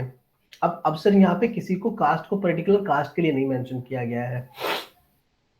तो इंडिया में आजादी के बाद से ही इक्वालिटी को प्रमोट किया गया है, इंक्लूसिव एजुकेशन को प्रमोट किया गया है, नेशनल इंटीग्रेशन को प्रमोट किया गया है, ताकि किसी भी बच्चे को ये ना लगे कि हम इस कास्ट के हैं, हम हायर हैं या हम लोअर हैं। उनको किसी तरह का इंफीरियोरिटी और सुपीरियोरिटी कॉम्प्लेक्स उनके अंदर नहीं आना चाहिए। अब मैं बार बार ये सुपीरियोरिटी और इंफीरियोरिटी कॉम्प्लेक्स जो बोलता हूँ ना, इस वजह से ही बोलता हूँ कि इसका मतलब ये है कि हम कभी घर वालों के, अपने फैमिली को लेकर के, कभी अपने सोसाइटी की वजह से, कभी कभी अपने आप को सोचने लगते हैं कि हम सुपीरियर हैं किसी भी बेसिस पे। तो no one in the universe is superior और inferior on the basis of their deeds. जो भी इंसान अगर किसी भी चीज पे, अगर वो किसी बुनियाद पे अगर वो सुपीरियर और इंफीरियर हो सकता है, तो वो है उसके काम। जैसे इस्लामिक मैं कोट कर सकता हूँ, तो अगर किसी इंसान के जो आप में मतलब कोई भी जैसे अरब है या जो दूसरे देश के कंट्रीज वाले हैं ना, तो कोई भी उनमें से सुपीरियर और इंफीरियर नहीं है, ना काला गोरे के ऊपर, ना किसी कास्ट के बेसिस पे। सिर्फ अगर सुपीरियरिटी है तो वो लोग उनके जो के तकवे वाले हैं, मतलब अगर किसी के उसके जो आमाल हैं या उसके जो डीड्स हैं उनके बेसिस पे अगर हम सिर्फ कहें, तो वो एक इंसान सुपीरियर और इंफीरियर हो सकता है। मतलब जो कि अगर खुदा की नजरों में अगर कोई अच्छा है, वो हो जाता है, तो उसको इंफीरियर और सुपीरियर कहा जा सकता है। मैं अब यहाँ पे आप लोग इसको अगर कोट करने लगते हैं कि अपॉर्चुनिटीज, तो इक्वालिटी हर जगह पे बात की जाती है। मिनिमम लेवल ऑफ लर्निंग, सबको कम से कम एक लेवल तक, प्राइमरी या अपर प्राइमरी लेवल तक लर्निंग मिलनी चाहिए। Learning, minimum level of learning कि इतनी अंडरस्टैंडिंग होनी चाहिए, इतनी लर्निंग तो उसको मिलनी ही चाहिए। या फिर इसको दूसरे वर्ड्स में अगर हम कहें कि अगर हम लर्निंग आउटकम्स के, अगर कोई 5वीं तक क्लास तक पढ़ा है तो उसको बेसिक मैथमेटिक्स आनी चाहिए, फंडामेंटल लिटरेसी होनी चाहिए कि किताबें पढ़ सके, न्यूज़पेपर पढ़ सके, नाम पढ़ सके, और कम से कम सिग्नेचर करना उसको आना चाहिए। Understanding of culture and the social system, हमें उन चीज़ों को समझना चाहिए। अगर हमने कहीं दूसरी जगह पर रह रहे हैं तो हमें पढ़ना चाहिए इसके बारे में कि हमारा सोशल सिस्टम क्या है, हमारा कल्चरल सिस्टम क्या है, इन सारी चीज़ों में। इंटरनेशनल अंडरस्टैंडिंग, राष्ट्रीय समझ, मतलब उसको समझ होनी चाहिए। इंटर रीजनल मोबिलिटी, रीजनल मतलब हम रीजन के ऊपर भी डिवाइड है कि यूपी का है, ये बिहार का है, ये असमी है, ये नॉर्थ ईस्टर्न है, ये साउथ इंडियन है, या नॉर्थ इंडियन है, नॉर्थ ईस्टर्न है। तो हम इन चीज़ों को भूल करके आगे बढ़े, मतलब रीजनल मोबिलिटी होनी चाहिए। पूलिंग ऑफ रिसोर्सेज, आपने कितने कितने लोगों ने कारपूल सुना है, कारपूल या बाइक पूलिंग सुना है? सुना है इसके बारे में? No sir. ये तो बहुत पॉपुलर सा वर्ड है। मतलब अगर आप दो लोग हैं, आप दो फ्रेंड्स हैं, और दोनों को जाना, दोनों लोगों को स्कूल कॉलेज जाना होता है, जामिया आना है। फॉर एग्जाम्पल यहाँ पे अर्शिया और बुशरा दोनों फ्रेंड्स हैं, दोनों के पास स्कूटी है या कार, बाइक है, जो भी आप यूज कर रहे हैं, कार है। तो आप ये करें कि आपको रोजाना एक ही और बिल्कुल बराबर से निकलते हैं, मतलब अर्शिया जब घर से निकलते हैं तो थोड़ी दूर चलने के बाद में बुशरा का घर पड़ता है। अब अगर दोनों बाइक को लेकर के चलते हैं, अपनी स्कूटी लेकर के चलती हैं, अपनी कार लेकर के निकलते हैं, तो दोनों को डबल खर्चा करना पड़ेगा, दोनों से ट्रैफिक बढ़ेगा, दोनों से पेट्रोल का खर्चा बढ़ेगा, दोनों से एयर पॉल्यूशन बढ़ेगा। लेकिन अगर आप क्या करते हैं कि एक दिन अर्शी अपनी गाड़ी लेकर के निकलेंगे, एक दिन बुशरा अपनी गाड़ी लेकर के चलेंगे, तो इससे क्या होगा कि इसको पुलिंग बोलते हैं, कि एक दिन आप लेकर के चलोगे, 5 लोग भी इकट्ठा, कार है तो 5 लोग इकट्ठा हो सकते हैं, 4 लोग इकट्ठा हो सकते हैं। अर्शिया, सोफिया, बुशरा एंड बहिश्त, चारों लोग के आज एक दिन हम अपनी गाड़ी लेकर के आएंगे, एक दिन हम, तो चारों को एक ही साथ जाना है, एक ही जगह जाना है, तो इसको पूलिंग बोलते हैं। इसी तरह से रिसोर्सेज का भी पूलिंग कर सकते हैं। Is it clear? समझ में आया क्या हो गया पूलिंग? सर तो रिसोर्सेज को हम कम से कम इस्तेमाल करके ज्यादा से ज्यादा लोग इस्तेमाल कर सके, मतलब कम से कम खर्चा हो और ज्यादा से ज्यादा लोग इस्तेमाल कर सके इस तरह से। क्योंकि हमारे पास इंडिया में रिसोर्सेज अभी भी बहुत कम है और हमारी पॉपुलेशन बहुत ज्यादा है उसके मुकाबले, तो हमें इन्हीं चीजों से काम करना पड़ेगा। आज भी तुम लोग देखोगे रास्ते में कि ट्रैफिक में बहुत सारे लोग ऐसे अपने कार में अकेले बैठे हुए होते हैं और बड़ी कार है उनके पास में, अगर वो पूलिंग का इस्तेमाल करें तो ट्रैफिक आधा हो सकता है। प्रायोरिटीज ऑफ एजुकेशनल रिफॉर्म्स, तो जो रिफॉर्म्स की जरूरत है उनको प्रायोरिटीज दी जानी चाहिए। लाइफ लॉन्ग एजुकेशन, ऐसी एजुकेशन हो जिससे लाइफ लॉन्ग प्रोसेस, मतलब वो अपनी जिंदगी भर उसको इस्तेमाल कर सके। उसमें फार साइटेडनेस, मतलब दूरदर्शिता का भी इस्तेमाल होना चाहिए कि आगे आना वाला फ्यूचर कैसा है। मान लो अभी भी हम अगर आने वाले फ्यूचर में अगर आपको साइंस और टेक्नोलॉजी का या फिर ये ब्लेंडेड लर्निंग या फिर ऑनलाइन लर्निंग का अगर एजुकेशन का एक्सपीरियंस हो, तो आपको पता होगा कि आगे आने वाले 5 से 10 साल बाद इसका बहुत ज्यादा स्कोप होने वाला है। बहुत सारी चीजें हम कहीं भी पूरे देश में, पूरी दुनिया में कहीं भी जुड़ सकते हैं। किसी को भी बैठ के मैं अपने घर पे बैठा हूँ, आप अपने घर पे बैठे हैं, हमें एक कॉमन क्लासरूम की जरूरत नहीं पड़ रही। अगर हम इस चीज को छोड़ देते कि नहीं हमें जरूरत नहीं है, हम ऑनलाइन पढ़ेंगे ही नहीं, तो हम पीछे रह जाएंगे, किसी ना किसी तरीके से पीछे रह जाएंगे। और है स्ट्रेंथिंग ऑफ नेशनल इंस्टीट्यूशंस, और नेशनल इंस्टीट्यूशंस जो है उनको मजबूती देना। मजबूती देने का मतलब उनको किसी भी तरह से एक अच्छी तरह से उनकी स्ट्रेंथिंग करना। स्ट्रेंथनिंग का मतलब आप किसी भी तरह सेंस में ले सकते हैं, जैसे अगर उनके अच्छे अगर हम उसको पॉलिटिकल बेस में लेते हैं तो फिर अलग डिफरेंट है, हम सोशल उसमें लेते हैं तो डिफरेंट है। तो इनको समझने अलग अलग, तो हम सिर्फ इसके ऑब्जेक्टिव्स पे ध्यान रखने, ज्यादा उस पर नहीं ध्यान जा रहा है।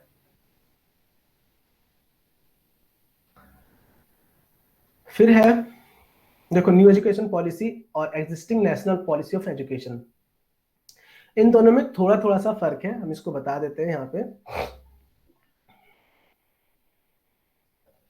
मिनिस्ट्री ऑफ एजुकेशन, देखो पहले इसको नाम जाना जाता था मिनिस्ट्री ऑफ एजुकेशन, अब सॉरी पहले इसका नाम था ministry of human resource, MHRD। अब क्या नाम है इसका एजुकेशन मिनिस्ट्री का? Ministry of education. हाँ, मिनिस्ट्री ऑफ एजुकेशन।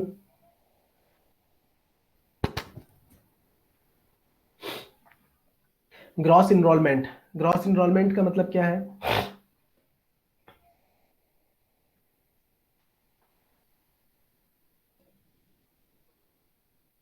औसत भागीदारी। जो हमारा हायर एजुकेशन में जो इनरोलमेंट है वो है अभी तक GER, इसको बोलते हैं शॉर्ट फॉर्म में GER, 26.3%। जो student primary education secondary education complete करने के बाद सिर्फ 26.3% स्टूडेंट जो है वो हायर एजुकेशन में पहुंच पाते हैं, उससे पहले ही बाकी खत्म हो जाते हैं। 95% है हमारा एलिमेंट्री एजुकेशन का इनरोलमेंट, मतलब कम से कम 95% बच्चे जो हैं वो प्राइमरी एजुकेशन हासिल करते हैं। लेकिन सेकेंडरी एजुकेशन तक पहुंचते पहुंचते ये 50% रह जाता है, सिर्फ 50%। सीनियर सेकेंडरी तक ये 40% हो जाता है, और हायर एजुकेशन में आते आते ये 26% हो जाता है, और PhD तक आते आते सिर्फ 3% हो जाता है, और 2 पॉइंट समथिंग % हो जाता है। तो इससे क्या फर्क पड़ रहा है कि हमारा जो लिटरेसी रेट के साथ साथ हमारे जो स्टूडेंट हैं वो बहुत जल्दी, ड्रॉप आउट रेट बहुत ज्यादा है, जिसका आगे गवर्नमेंट ने 1935 तक न्यू एजुकेशन पॉलिसी में 1935 तक इस चीज को रखा है कि कम से कम आगे आने वाले हायर एजुकेशन में 50% बच्चे जो है वो हायर एजुकेशन में आने चाहिए। पुरानी एजुकेशन पॉलिसी में क्या था? 10+2 फॉर्मेट था स्कूलिंग सिस्टम का। अब क्या है? 5+3+3+4। ठीक है, 5 3 8 3 11 4 15। ग्रेजुएशन पहले 5 साल, फिर 3 साल, फिर 3 साल, फिर 3 साल। थर्ड क्लास से स्टार्ट होना चाहिए पहले 3 साल में, जिसको हमने एलिमेंट्री स्टेज बोलेंगे। फिर उसके बाद 30 मतलब थर्ड पहले 3 5 में चला जाएगा, फिर 3 क्लास, फिर 5वीं तक क्लास में करना है उसको प्रिपरेटरी स्टेज, प्राइमरी स्टेज। फिर उसके बाद में मिडिल स्टेज और सेकेंडरी स्टेज। तो इसकी जो एज है वो 18 तक हो जाएगी। 3 साल से इसको इकट्ठा करें तो कितना होगा, 7 और 3 10, 5 15 और 3 18। तो सेकेंडरी स्कूल एजुकेशन खत्म करने के बाद ही वो अपना 18 साल की एज तक वो अपनी प्राइमरी एजुकेशन को, सेकेंडरी एजुकेशन को हासिल कर लेना चाहिए। पहली 3 से 8 ब्रेकअप ऑफ एज में अगर हम उसको ब्रेक करें तो पहले 3 से 8, 3 साल से 8 साल तक के बच्चे, और फिर 8 से 11 तक के, फिर 11 से 14, 14 से 18। तो सेकेंडरी एजुकेशन जो है, अगर हम 14 साल के बच्चे से 18 साल तक के बच्चों को सेकेंडरी एजुकेशन में होने चाहिए, 11 से 14 में जो मिडिल स्टेज में होने चाहिए, और प्राइमरी स्टेज पे जो होने चाहिए 8 से 11, और एलिमेंट्री स्टेज पे कितने होने चाहिए, जब प्रिपरेटरी स्टेज जो है वो 3 से 8 क्लास के साल के बच्चे। अब से पहले क्या था, 6 से 16 और 16 से 18। 6 से 16 मतलब हमने 10वीं क्लास जो है वो 16 साल की उम्र में हो जानी चाहिए उसकी, और 16 के बाद 18 साल में उसको 12वीं क्लास पास कर लेना चाहिए, और फिर बाकी जो भी है उसके हायर एजुकेशन में जाए वो। अब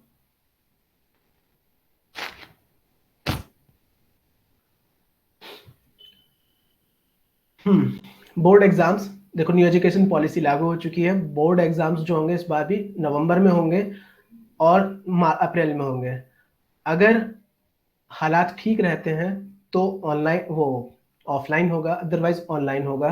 डिस्क्रिप्टिव क्वेश्चंस अगर हालात ठीक हो जाते हैं और स्कूल खुलते हैं और ऑफलाइन एग्जाम हो पाते हैं, तो ऑब्जेक्टिव के साथ साथ डिस्क्रिप्टिव एग्जाम भी होगा अप्रैल में, मार्च में, अप्रैल में बोर्ड के एग्जाम होंगे।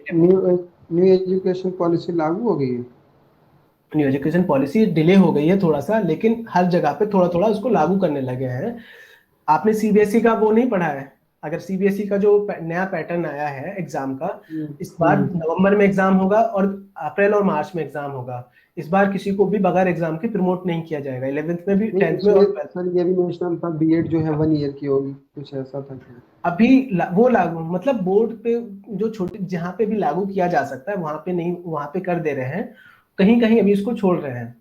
बहुत सारी चीजें रिकमेंडेड होने के, जैसे ये हालात ठीक होते हैं, स्कूल कॉलेज यूनिवर्सिटीज खुलते हैं, सब कुछ लागू होने लगेगा। तो बीएड भी 1 साल का होगा और 2 साल का भी होगा, बीएलएड भी स्टार्ट होगा यूनिवर्सिटीज में। और पहले क्या था, मतलब अभी तक क्या है, अभी भी जो था इस साल तक भी होते बोर्ड एग्जाम, डिस्क्रिप्टिव एग्जाम होता था 1 साल में 1 बार, जिसको बोर्ड एग्जाम्स बोलते थे। अब तो पीएचडी भी ग्रेजुएशन के बाद ही कर सकते हैं। 4 साल का जो ग्रेजुएशन होगा, 4 साल के ग्रेजुएशन के बाद आप पीएचडी कर सकते हैं। मास्टर्स भी 1 साल का, अगर मास्टर्स भी करना चाहते हैं तो भी 1 साल में हो सकता है। बीएड करना चाहते हैं मास्टर्स के बाद तो 1 साल का। तो पीएचडी अगर उसके बाद में करनी है तो हम उसमें, दूसरा हार्ड सेपरेशन, आर्ट कॉमर्स और साइंस में डिवाइड है। अब मैं हर बार आपसे पूछता हूँ कि आपका बैकग्राउंड क्या है, तो आपको बैकग्राउंड बताना पड़ता है। आर्ट्स स्ट्रीम से है, कॉमर्स स्ट्रीम से है, तो फिर हमें बताना पड़ता है। लेकिन अब कोई भी सेपरेशन नहीं होगा, ना कोई आर्ट्स का स्टूडेंट होगा, ना साइंस का होगा, ना मैथ्स का होगा, ना कॉमर्स का होगा। जिसको जो सब्जेक्ट पढ़ना है पढ़ ले, जिसमें जिसको मजा आ रहा है वो सब्जेक्ट पढ़ सकता है। लेकिन उसको एक क्रेडिट इकट्ठा करने होंगे कि इतने क्रेडिट हमारे हो गए हैं और हम इस आगे प्रमोट कर सकते हैं। तो उस क्रेडिट के बुनियाद पे आप ग्रेजुएशन, पोस्ट ग्रेजुएशन कहीं भी एडमिशन ले सकते हैं। ओके, तो सर अब से आर्ट्स कॉमर्स नहीं रहेगा? नहीं, ना साइंस, ना मैथ्स, ना कुछ भी नहीं रहेगा। आपको अगर मैथ्स में इंटरेस्ट है, फिजिक्स और केमिस्ट्री में नहीं है, तो फिजिक्स केमिस्ट्री मत पढ़िए, मैथ्स पढ़ लीजिए बस। और आप आर्ट्स में चाहे आपको इकोनॉमिक्स पढ़नी है, आपको जो सब्जेक्ट पढ़ना है, कॉमर्स में कॉमर्स पढ़ना है तो कॉमर्स पढ़ लीजिए। आपने अपने इंटरेस्ट के अकॉर्डिंग पढ़ सकते हैं। ऐसा नहीं कि नहीं मुझे तो साइंस स्ट्रीम ले ली लेकिन बायोलॉजी तो बिल्कुल पसंद, केमिस्ट्री तो बिल्कुल पसंद नहीं है। अब मुझे अगर मैं साइंस स्ट्रीम लूंगा तो केमिस्ट्री तो पढ़नी पड़ेगी। मतलब या जिसको केमिस्ट्री। जो कॉम्बिनेशन लेना है वो ले सकते हैं। कॉम्बिनेशन ही नहीं है, कॉम्बिनेशन कुछ है ही नहीं, सब्जेक्ट है। आपको चूज करना है सब्जेक्ट अपने इंटरेस्ट एरिया पे, और उनकी पर्टिकुलर क्लासेस होंगी। उन क्लासेस के बाद में आपको कुछ क्रेडिट होंगे, उनको गेन करना होगा, then you will be promoted. Sir, हाँ बताइए। अगर कोई बच्चा बायोलॉजी ले ले उसके साथ सोशल साइंस ले ले तो ऐसे भी ले सकता है? बिल्कुल ले सकते हैं, क्यों नहीं ले सकता, कुछ भी ले सकता है। लेकिन बाद में ये भी ध्यान रखना है कि आपको अगर बायोलॉजी पढ़ना है और आपने आर्ट्स के सब्जेक्ट ले रखे हैं, फाइन आर्ट्स ले रखा है, तो आपको डबल दिक्कत हो जाएगी। समझ में आ रहा है क्यों? Yes sir. रीजन ये होगा क्योंकि बायोलॉजी बिल्कुल डिफरेंट हो जाती है आर्ट्स स्ट्रीम से। तो आप ये कर सकते हैं, जैसे आपको केमिस्ट्री, फिजिक्स, केमिस्ट्री लेना है, बायोलॉजी लेना है, साथ में बायोलॉजी के जैसा कोई और सब्जेक्ट आप उसमें, जैसे फिजिक्स के जैसा आप सब्जेक्ट चूज कर सकते हैं। जैसे मैथमेटिक्स वाले अक्सर ये सोचते हैं कि मुझे फिजिक्स केमिस्ट्री नहीं पढ़नी, केमिस्ट्री नहीं पढ़नी, तो वो हो सकता है कि इकोनॉमिक्स का कोई सब्जेक्ट ले लें, कॉमर्स का कोई सब्जेक्ट ले लें। सर ये ठीक है, तो अभी भी होता है ना, लेकिन नहीं ले सकते ना। अभी साइंस स्ट्रीम वाला मैथमेटिक्स, फिजिक्स, केमिस्ट्री और बायो वो पढ़ता है, उसको इकोनॉमिक्स नहीं मिलती +2 में। वो उसको इकोनॉमिक्स पढ़ने को नहीं मिलेगा उसको। हाँ, इकोनॉमिक्स वाले को मैथमेटिक्स जरूर मिल जाएगी। आया समझ में क्या बोला मैंने? Yes sir. तो सेपरेशन बिल्कुल खत्म हो गया। अब कोई हार्ड स्ट्रीम, आप ये नहीं कहेंगे कि मैं साइंस स्ट्रीम का हूँ, आर्ट्स स्ट्रीम का हूँ। कॉमर्स वालों को मैथ, जो अकाउंट्स, कॉमर्स और मैथमेटिक्स पढ़ते हैं, उनको मैथमेटिक्स तो मिल सकती है, लेकिन मैथमेटिक्स और पीसीएम से +2 करने वाले को कॉमर्स नहीं मिलती, या अकाउंट नहीं पढ़ता वो। जबकि मैथ्स पढ़ रहा है और अकाउंट भी पढ़े तो उसकी तो बहुत अच्छा हो जाएगा। तो इस तरह से उनको डिफ्रेंशिएट अब नहीं कर सकते कि सेपरेशन नहीं रहेगा। हाँ, अब दूसरा जो है, curriculum content will be reduce to its core essentials. जो कोर इसेंशियल्स है, मतलब जो बच्चे को सिखाना है उसके बुनियाद पे हमारा कंटेंट कैरिकुलम डिजाइन होगा। और कैरिकुलम में ये डिजाइन नहीं होगा कि ये कैरिकुलम है, ये एक्स्ट्रा कैरिकुलम है और ये हमारा सब्जेक्ट है। उस सब कुछ ही उसमें इंक्लूड होगा। अगर हमें मैथ्स की कोई सब्जेक्ट पढ़ाना है तो उसको हमने साथ में इंक्लूड करना होगा, उसकी एक्टिविटीज भी उसी में होंगी। हमें कोई भी टॉपिक पढ़ाना है तो हो सकता है कि वो एक्टिविटी मेथड से फील्ड में ले जाकर के पढ़ाया जाना चाहिए। तो एक सब्जेक्ट को पढ़ाते वक्त ही हमें कैरिकुलर और को कैरिकुलर एक्टिविटीज सारी चीजें उसी में इंक्लूड कर देंगे। तो अब कोई भी ऐसी कैरिकुलर और को कैरिकुलर एक्टिविटीज अलग अलग नहीं होंगी। हमने मैथ्स पढ़ाना है तो किसी दिन हमें मैथ्स की क्लास प्लेग्राउंड में लेनी होगी, हो सकता है। इस तरह से भी होती हैं। सर सर ये जो न्यू एजुकेशन पॉलिसी है ये कौन सी कंट्रीज से मतलब इन्फ्लुएंस होकर ये बहुत सारे बनाया है? ये बहुत सारी कंट्रीज से है, बहुत सारे देशों से है। जर्मन से भी है, जापान से भी है, फिनलैंड से भी है। अभी भी कोई मतलब दूसरे कंट्री में ऐसा होता है कि मतलब साइंस कॉमर्स ऐसे नहीं होते वहां पे? कहीं भी, यूएसए में नहीं होता, फिनलैंड में नहीं होता, किसी भी देश में नहीं है सेपरेशन। सिंगापुर वगैरह इन देशों में सेपरेशन नहीं है। आपको बस यहाँ पे इंडिया में अभी पढ़ रहे थे हम, बहुत पुराना था, 1986 की हम पॉलिसी को अभी तक लेके चल रहे थे। One vocational subject is must, class two 6 to 8। एक वोकेशनल सब्जेक्ट आपके ऊपर मस्ट होगा। आपको या तो उसमें कोई भी सब्जेक्ट सीखना है। अब वोकेशनल सब्जेक्ट में मतलब आपको गार्डनिंग सीखनी है, आपको कारपेंटरी सीखनी है, आपको उसको बुनाई करने को क्या बोलते हैं, एम्ब्रॉयडरी सीखनी है, आपको सेविंग मतलब जो सिलाई होती है वो सीखना है। तो कोई भी एक ऐसा सब्जेक्ट आपको सीखना पड़ेगा 8वीं क्लास तक, 3 साल तक, जिसमें आप मतलब 11 से 14 साल की उम्र तक कम से कम इतना एक कोर्स सीखना पड़ेगा आपको। ये मस्ट होगा हर बच्चे के लिए। समझ में आया? ताकि आप बच्चे जो है कुछ ना कुछ काम करके उनसे निकाल सकते हैं अपना पैसा। Not mandatory in education. अभी तक ये सब लागू नहीं था, अभी जरूरी नहीं था, अभी तक तो ये जरूरी नहीं था। Bagless days encouraged. साल पूरे सेमेस्टर में 10 दिन ऐसे मिलेंगे बच्चों को, ये 10th नंबर पे पढ़ रहे हैं, 10 दिन ऐसे मिलेंगे कि उनको बगैर बैग के स्कूल जाना होगा। उनकी फील्ड एक्टिविटीज कराई जा सकती हैं, उनको फील्ड में ले जाकर पढ़ाया जा सकता है। इससे ये होगा कि उन्हें बिल्कुल बैग फ्री ऑफ, मतलब बैग लेके जाने की जरूरत नहीं है, किसी भी चीज कुछ भी लेके जाने की जरूरत नहीं है, सिर्फ आज उनको ऐसे ही पढ़ना है। फील्ड स्टडी हो सकती है। Health and care checkup will be done, जो कि अब नहीं होते, अभी नहीं होते हैं हर स्कूल में। Sorry, health and checkup, health card or supplements programs are already running. ये सब कहने वाली बातें हैं, खैर हो तो कुछ नहीं रहा था इसमें अभी तक। 360 degree holistic report card for student including skills. 360 degree का मतलब होता है उसकी सारी स्किल्स को इंक्लूड किया जाएगा। अभी तक क्या था कि उसको प्रमोट करने के लिए हमने एक एग्जाम लेते थे, डिस्क्रिप्टिव एग्जाम होता था, उस एग्जाम के बेसिस पे हम बुनियाद पे तय करते थे कि ये बच्चे को कैसे और कैसे आगे बढ़ाना है। लेकिन अब क्या होगा, 360 डिग्री हॉलिस्टिक रिपोर्ट कार्ड उसकी सारी चीजों को, एक्टिविटीज को, उसकी स्किल्स को और रूब्रिक्स बना करके हम उसमें बता देंगे कि कितने पॉइंट्स, कितने स्टार इसमें मिल रहे हैं और उसको प्रमोट किया जाएगा। Coding to be taught from class 6, coding सिखाया जाएगा।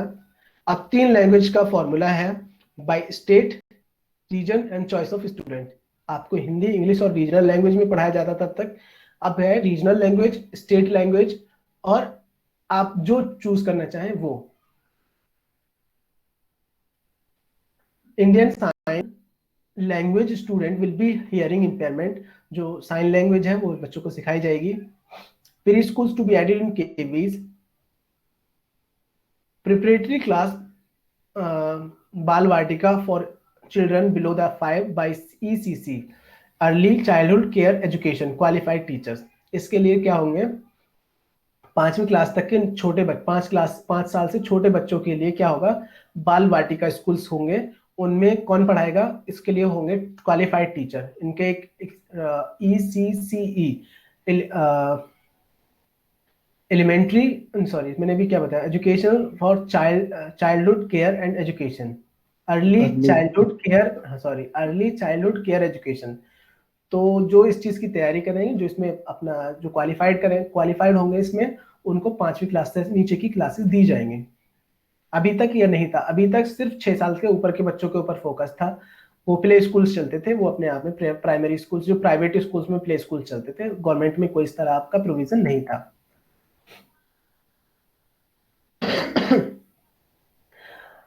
Report cards to be have reviewed from teachers, peers and the students always. अब जो रिपोर्ट कार्ड, सो फिर अब बच्चे भी रिव्यू कर सकते हैं, आपके साथ के लोग भी बता सकते हैं कि इसको इस चीज में मार्क्स कम मिले हैं या ज्यादा मिले हैं, तो आपके बच्चे भी इसको बता देंगे कि इसको ज्यादा मिलने चाहिए थे, इस वजह से इसको ज्यादा मिलने चाहिए, तो रीजन बता सकते हैं उसके बीच में। पहले ऐसा नहीं था, सिर्फ टीचर के ऊपर होता था कि टीचर ने रिपोर्ट कार्ड बनाया और उसको जमा कर दिया।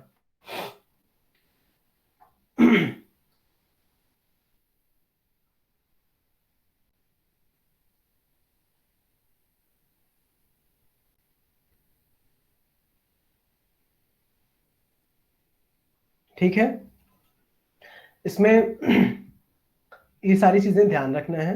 अब आगे चल के हम इसमें बता देते हैं कि क्या है। अब new education university grant commission. देखो ये यूनिवर्सिटी ग्रांट कमीशन जो है, ये यूनिवर्सिटीज के फंडिंग और सारी चीजों को देखती है, फंडिंग से लेकर के उनके रेगुलेशन से आगे तक सब कुछ उसी के अंडर में होता है। जो यूनिवर्सिटीज हैं, अलग अलग बोर्ड है, CSIR है, AICTE है, AICTE all India council for technical education, CSIR है, UGC है।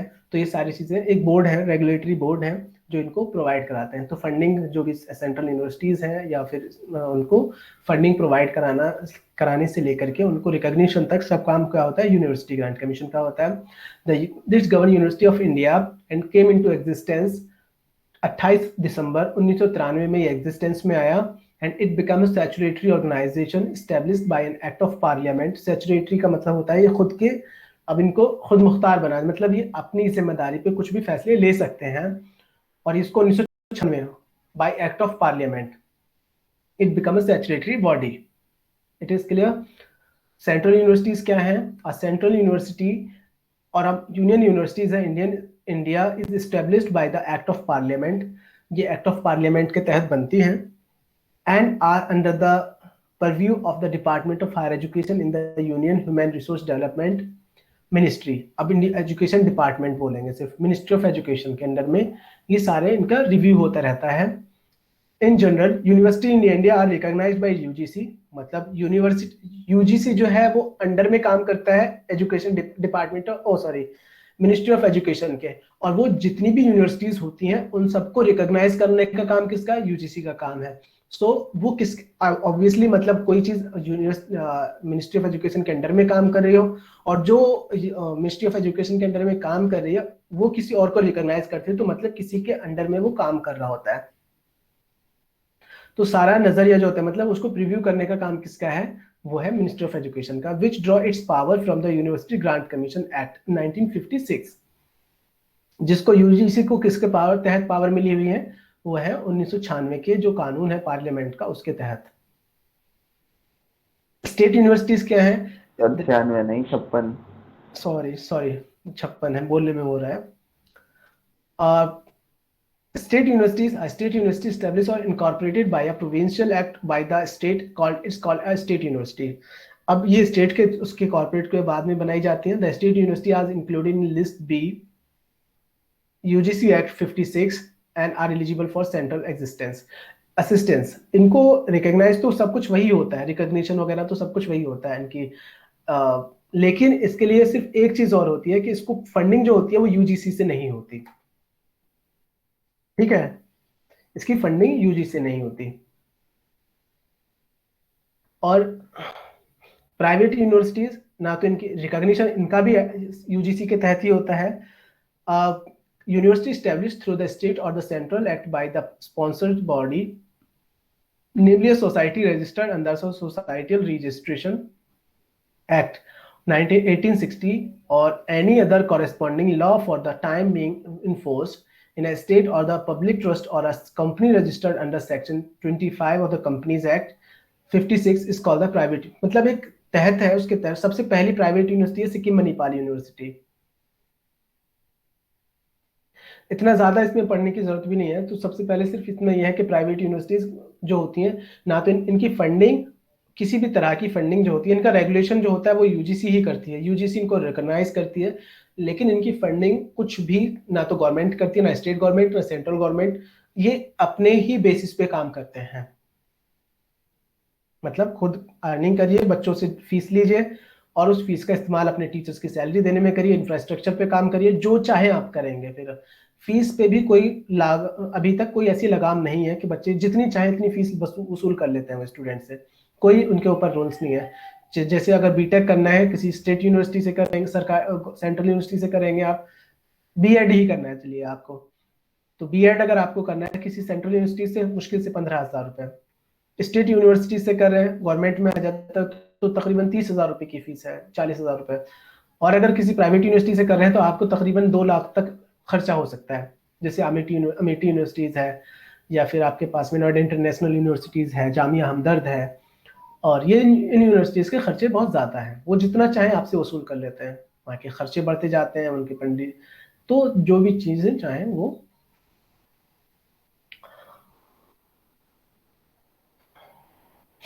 अब है लास्ट इसमें central national council for education research and training, NCERT।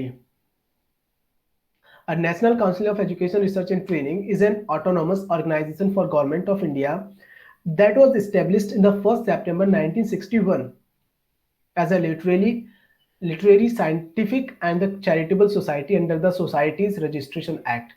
In 1961, Science NCERT was set up by the Government of India. इसको कब बनाया गया? 1961 में, 1 सितंबर 1961 में इसको मतलब उसको बनाया गया और गवर्नमेंट ऑफ इंडिया में इसको अंडर में बनाया गया। It main objective was to assist and advise the state and the central government academic matters related to school education. जो स्कूल एजुकेशन से रिलेटेड जितने भी असिस्टेंस चाहिए होती है, क्या करना चाहिए, कैसे करना चाहिए, ये सारी रिकमेंडेशंस और सारे सजेशंस जो हैं वो कौन देता है? NCERT। चाहे वो बुक्स बनाने का हो या ऑब्जेक्टिव्स डिसाइड करने का हो या फिर कैसे भी चेंजेस करने हैं वो एजुकेशन सिस्टम में, ये रिकमेंड करते हैं NCERT वाले। गवर्नमेंट इनको अलाउ करती है, गवर्नमेंट को फ्री सजेशंस देते हैं, गवर्नमेंट फिर उसको इम्प्लीमेंट करती है। करने का काम, इम्प्लीमेंट करने का काम ही होता है गवर्नमेंट का। बाकी बुक्स लिखना हो या पेपर्स बनाने हो या कुछ भी काम होता है रिकमेंडेशंस के बेसिस पे, वो सारा काम होता है NCERT का। It was form by the merging 7 existing institutions, बहुत सारे इंस्टीट्यूशंस थे जो अलग अलग काम कर रहे थे स्कूल एजुकेशन में। The central institute of education, central bureau of text book research, अब देखो इसमें रिसर्च होता था, पहले बुक्स लिखने के लिए अलग ब्यूरो था। Central bureau of education and vocational guidance, तो central bureau of educational and vocational guidance के लिए अलग ब्यूरो था, और वो काम क्या करता था उसमें, अब directorate of the extension program for the secondary education, तो एक्सटेंशन प्रोग्राम्स जितने भी हैं उनको लिए काम करना होता था वो। National institute of basic education, national fundamental education centre and national institute of audio visual education, इन सबको एकदम मर्ज करके इन सबको खत्म कर दिया गया। अब जैसे न्यू एजुकेशन पॉलिसी में यूजीसी, सीएसआईआर, एआईसीटीई सबको मर्ज करके एक हायर एजुकेशन का एक अलग एक बोर्ड बनाया जाएगा जो सबको अकेले ही हैंडल करेगा। इसी तरह से ये भी 7-8 काम कर रहे थे इंस्टीट्यूशंस, सबको मर्ज कर दिया गया। अब किताबें लिखने का काम भी हो, ट्रेनिंग का काम हो, या एक्सटेंशन का काम हो, या फिर बेसिक एजुकेशन से लेकर के फंडामेंटल एजुकेशन तक का जितना भी है वो सब का सब काम करता है NCERT. NCERT is dedicated to provide some facilities, कुछ फैसिलिटीज प्रोवाइड कराते हैं। The list of its top priorities are early childhood education, बचपन से मतलब चाइल्डहुड से पहली वाली जो एजुकेशन है उसको प्रोवाइड कराना। To implement of national curriculum framework, NCF जो भी बनेगा, चूंकि अब न्यू एजुकेशन पॉलिसी लागू हुई है, उसके बाद नेशनल कैरिकुलम फ्रेमवर्क बनेगा, उसको इम्प्लीमेंट करने का काम भी वो गाइड करेंगे। और जो भी यूनिवर्सिटीज हैं या कॉलेज हैं उन सबको एक लेटर पहुंचता है, वो सारे लोगों को इनको इम्प्लीमेंट करना पड़ता है, स्कूल वालों को या जो भी होती हैं, सीबीएसई बोर्ड के हैं या किसी भी बोर्ड के स्कूल से, उनको सबको ये लागू करना पड़ता है। Universalisation of elementary education, vocational education, girls and child education, competitive value education, improvement of teacher education, improvement of thought of students। तो जितनी भी चीजें हैं, जितने भी प्रायोरिटीज हैं, जितनी भी कैरिकुलम फ्रेमवर्क में आता है, फ्रेमवर्क में हमने बताया था अभी पीछे कि किस तरह से उसको इंटरेस्टिंग बनाया जाना चाहिए, किस तरह से उसको किसी भी चीज को अभी आप एनसीईआरटी का लर्निंग आउटकम्स पढ़ेंगे तो उसमें आप देखेंगे कि कुछ अलग चीजें हैं, क्या क्या बच्चे की कितनी लर्निंग होनी चाहिए इस लेवल पे, किसी लेवल पे आकर के, पर्टिकुलर लेवल पे आकर के, ये सारी चीजें इसका काम होता है। तो एनसीईआरटी किसने कब बना, इसकी जगह कहाँ है, ये आप इसको दिल्ली में ही है कहीं, इसके रीजनल सेंटर्स कितने हैं, इसके 5 रीजनल सेंटर्स हैं, भुवनेश्वर 4 हैं अलग दिल्ली के अलावा रीजनल, अजमेर, भुवनेश्वर, शिलोंग और भोपाल। तो this is all about education systems हमारे जो पास में थे। अब आपने अपनी अपनी प्रॉब्लम्स मुझे बताते रहिए, मैं उन चीज़ों को डिस्कस करते जाऊंगा अगली क्लासेस में। वैसे हमारी तरफ से most of the syllabus almost syllabus जो है वो कंप्लीट हो चुका है। जो चीज़ें अभी बची हैं मैं उनको अगली क्लास में ले लूंगा। आप अपनी प्रॉब्लम्स बता सकते हैं कि क्या चीज़ें अभी ऐसी हैं जो समझ में नहीं आ रही हैं आपको, या कुछ चीज़ें दिक्कत करने वाली होंगी आपके लिए भी।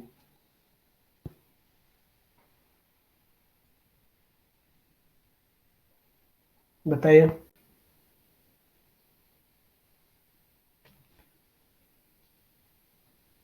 सर जो बीएड कर रहे हैं, बीएड के लिए फॉर्म फिलअप किए, उनके लिए ये है ना फिर इतना टीचिंग एप्टीट्यूड जो है?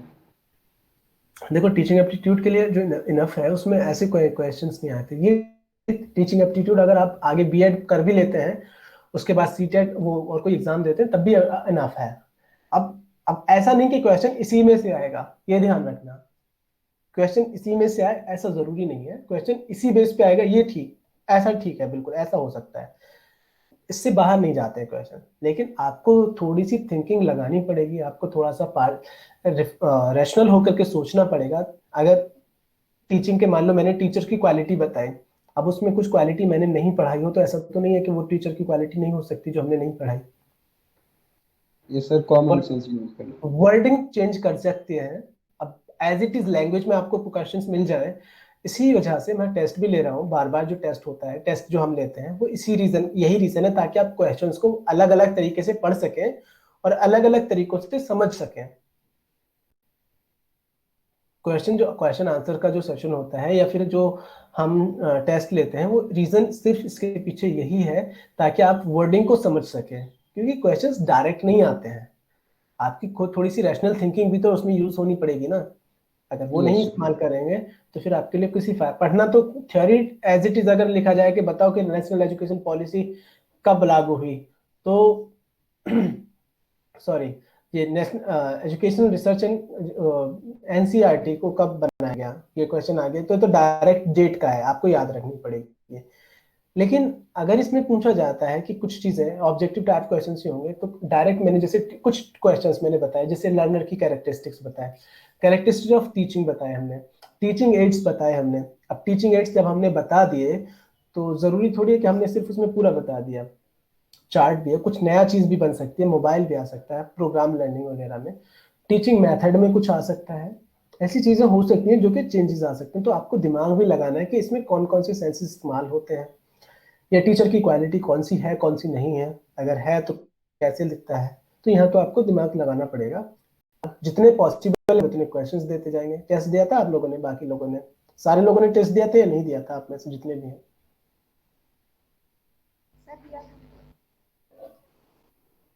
निसार अहमद, मैंने तुम्हारा नहीं देखा, दिया तो तुमने टेस्ट नहीं दिया? नो सर, उस दिन क्या थे, मेरे घर में शादी थी भाई की, तो मैं अटेंड नहीं कर शादी पाया थी। था। अब देखो, मैं तुम्हारे अटेंड नहीं करना, तो मैंने बाद में भी बोला था कि आप लोग उसको बाद में भी कर सकते हैं।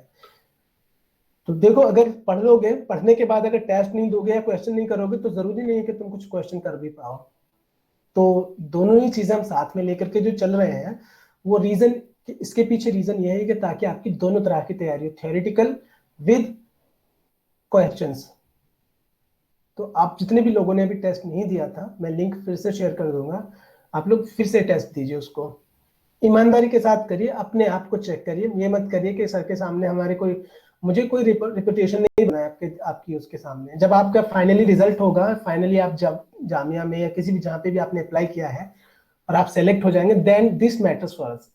वो हमारे लिए, मेरे लिए मायने रखता है, ना कि ये चीजें आपके 95 100 में से 95 क्वेश्चन आपने सही कर लिए तो बहुत बड़ी खुशी की बात है।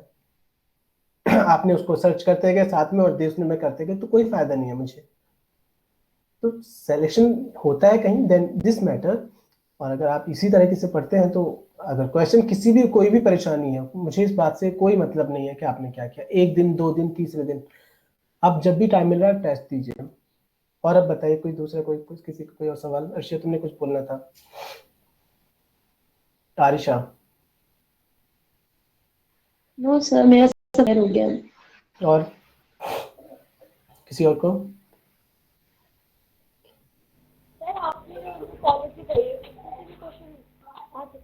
क्या न्यू एजुकेशन पॉलिसी से कुछ भी लागू, देखो मैंने ये नहीं बताया कि इससे क्वेश्चन आएगा ही आएगा, आ सकता है। कब लागू हुई? जुलाई 2020 में, ठीक है। मतलब इसको इम्प्लीमेंट करने की जो डेट थी, मतलब उसको एक्सेप्ट करने की जो डेट थी कि हाँ ये लागू होगी, जुलाई 2020। इम्प्लीमेंट करने के टाइम था, इम्प्लीमेंट नहीं हो पाई। रीजन है उसके पीछे, रीजन क्या है? यही कोरोना। तो अगर वो लागू नहीं हो पा रही है तो इसका मतलब ये नहीं कि वो वो हो जाएगा। और दूसरा चीज कि स्कूल एजुकेशन सिस्टम जो है वो किस तरह से डिवाइड हो गया, ये जरूरी है समझना आपको। पहले क्या था? 10+2, नाउ विल बी 5+3+3+4। एज के हिसाब से डिवाइड कैसे करेंगे?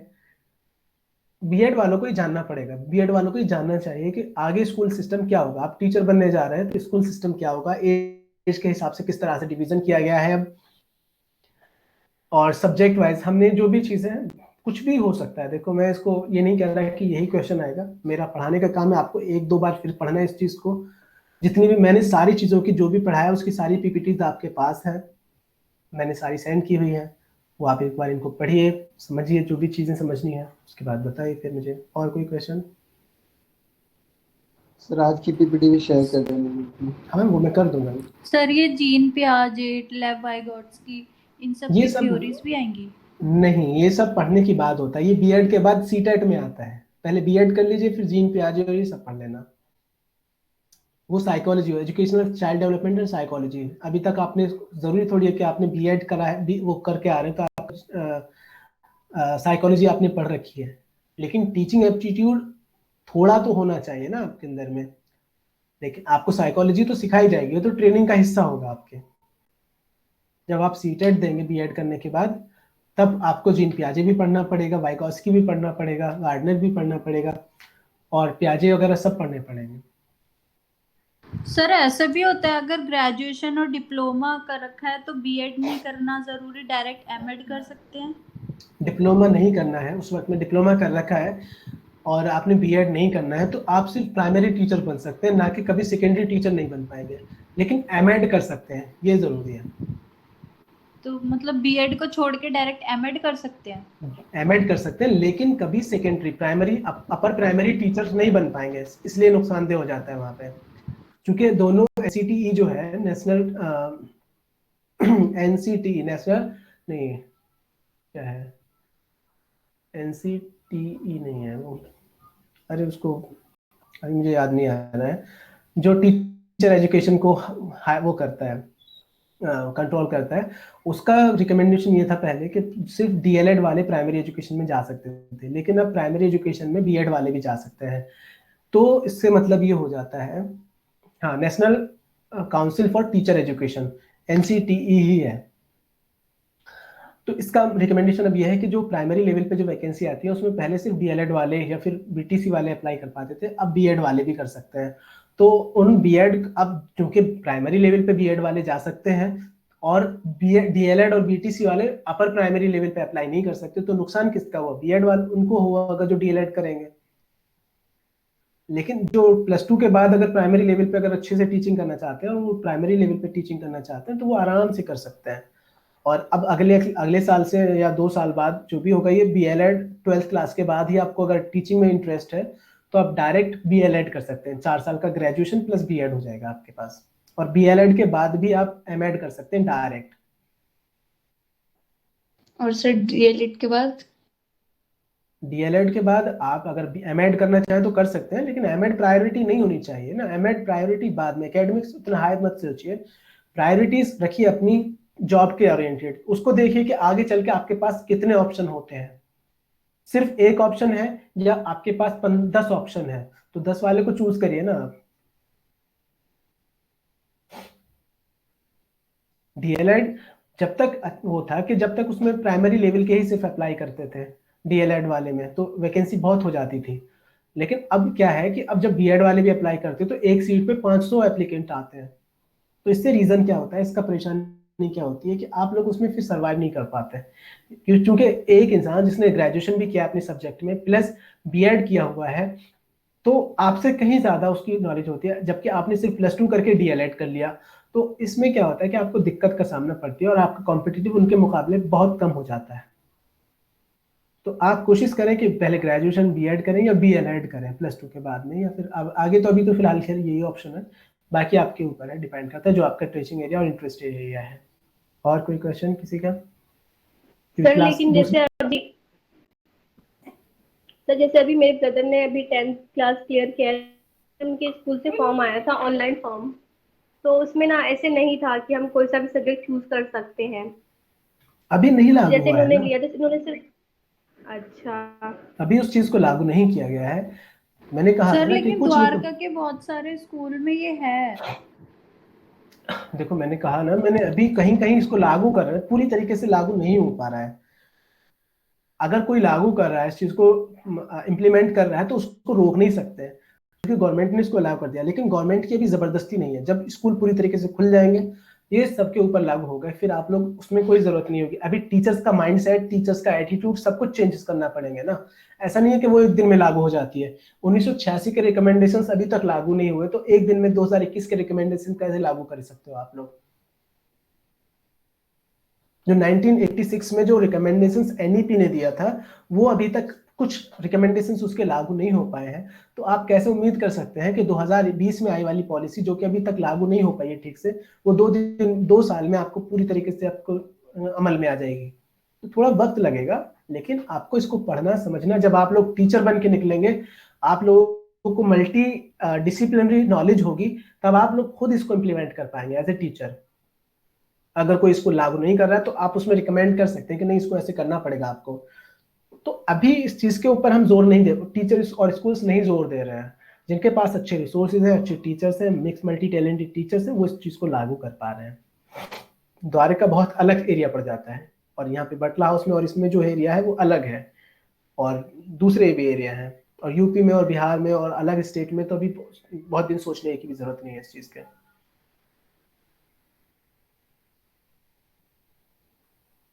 ठीक है, आप अपनी नेक्स्ट क्लास करिए, बाकी अगर कोई भी प्रॉब्लम होती है मैं इसको शेयर कर देता हूँ। एंड तैयारी करिए आप अच्छे से, ज्यादा वक्त नहीं है। Okay, okay sir, thank you sir.